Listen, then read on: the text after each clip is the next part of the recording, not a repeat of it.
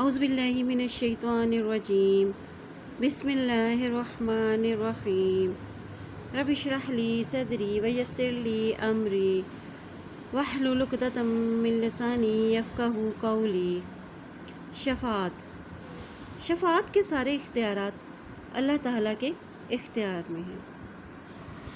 نبی پاک صلی اللہ علیہ وآلہ وسلم نے ارشاد فرمایا، میں ہی وہ پہلا شخص ہوں گا جو جنت کی سفارش کرے گا، اور میں ہی پیروکاروں کی کثرت کے اعتبار سے تمام نبیوں میں افضل رہوں گا۔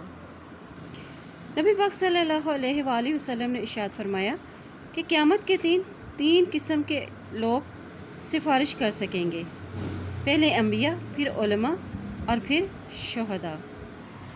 نبی پاک صلی اللہ علیہ وآلہ وسلم نے ارشاد فرمایا کہ امت مسلمہ کے جس آدمی کی نماز جنازہ میں ایسے لوگوں کی تعداد 100 تک پہنچ جائے جو سب کے سب اس کی مغفرت کی سفارشی دعا کریں، تو لازماً ایسی شفاعت ضرور قبول کی جاتی ہے۔